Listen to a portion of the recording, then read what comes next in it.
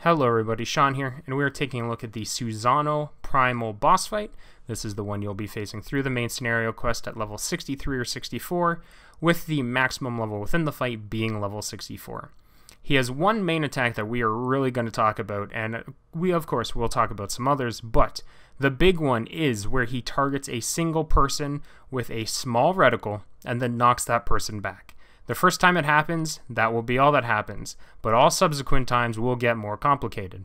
When that person is knocked back, Susano will then use an AoE on the entire arena, and the only location that will be safe from the AoE will be the line in which the character was knocked back. You will see it several times throughout the video. I will point it out. It is very, very important that you understand how this mechanic works. The character who is targeted will be knocked backwards, an AoE will go off, and the only safe zone will be where that person was knocked back. You can see the reticles appeared right now. The character is knocked back. Safe zone is the line in which they were knocked back. Why is this so important? Because as the fight goes on, Susano starts stacking his abilities up. So the person will get knocked back, and then several other AoEs will go off at the same time. For this reason, it is very important that everyone who isn't the main tank stands behind Susano and is clustered tightly together so you can avoid that large AoE and you can get on top of that very narrow path as quickly as possible. If you are out of position or you get knocked back at a weird angle, it is possible that you will die because that AoE does massive amounts of damage. The only person who will likely survive getting hit by it is the off tank or the main tank. Everyone else is very likely to be one-shot. Now, he does have a couple other AoEs to note. You've seen the lightning clouds, they're going off right now. As the fight goes on, more lightning clouds will appear. They don't do a ton of damage. What is most threatening about them is they put a paralyze on your character that cannot be removed, and it is extremely potent, paralyzing you every couple seconds for about 30 seconds. You do not want to get hit by that lightning, especially if you're a healer. He also has a stacking target that he will put on people randomly. Like any other stacking mechanic, you simply stack on the target to mitigate damage. This second phase of the fight will occur at a specific time, and it is not percentage based, so do not worry. When this stage of the fight occurs, the off tank should go up and click the blade shadow while the main tank runs around the battle arena and basically just runs into these orbs. You just want to absorb the damage so the party does not. The party is going to be attacking the sword, while the off tank, or the main tank, it really doesn't matter. The point is one of the tanks has to hit the orbs, the other tank clicks on the thing. Whichever tank clicks on the blade shadow is going to have an active time event occur. All they have to do is click a button. It's very, very simple. If you've ever played a clicker game, you'll be amazing at it. You just click a button to basically battle against the sword so that it doesn't come crashing down. As long as you click the button fast enough, your party can continue to DPS the sword until it breaks. You'll have to do this a couple times, and then Susano will use his primal attack, and you have to stand outside of that red zone. Otherwise, this part is very simple. One tank clicks the blade shadow and gets to play a clicking minigame. The other tank runs through the orbs, absorbing the damage, and all the DPS and healers attack the sword. You do that a couple times, and you'll go into phase 3 of the fight. Phase 3 of the fight is fairly similar to the first phase, so all those mechanics that you dealt with the first time are going to return.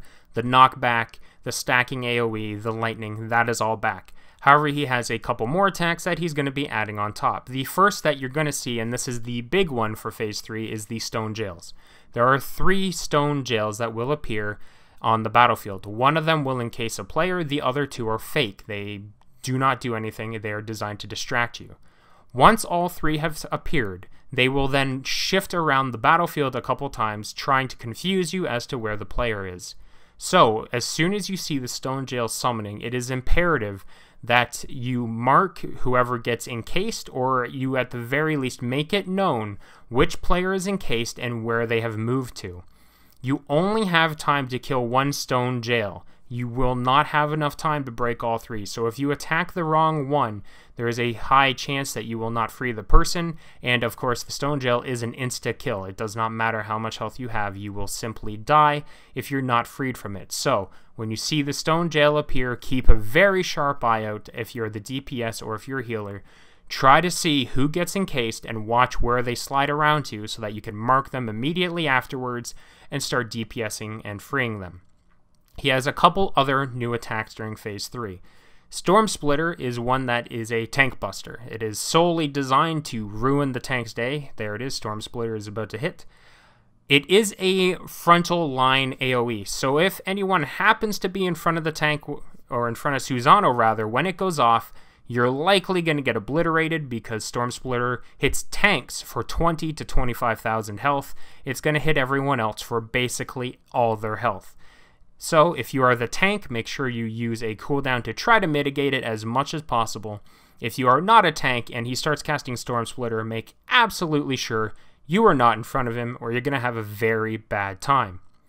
The last main attack is his Lightning AoE attack. It is just meant to be a healer check. You cannot dodge it. You can try to mitigate it a little bit, but you cannot dodge it. He will blast a small burst of lightning first, dealing only about 1,000 to a couple thousand points of damage, and then a second, more powerful burst of lightning hits afterwards. Really, nothing you can do here. It is just a healer check. If you are the healer and you see the lightning attack going off, I believe it's something around the name of like Ukai or something to that effect. If you see the lightning attack going off, just get your heals prepped and ready because you're going to need to drop some pretty serious ones. There it is. He's about to use a Ukai. Pronunciation of some of these names is not my strong suit. But the main thing for Phase 3 is the knockback mechanic from Phase 1 and the jails. As long as you can maintain your composure and you guys can keep stacking for the knockback and you target and DPS and free the person inside of the jails, the rest of Susano should not give you too much of an issue because it is the same mechanics as Phase 1. During Phase 3, things just happen a little faster, a little more frequently, but overall, if you can get to Phase 3 and you can triumph over the jail section, you will be a-okay to finish off Susano. You do not get a reward for finishing Susano. This is a main scenario fight, so there is no primal reward from this version of him. However, you can carry on with the main scenario quest once he's dead.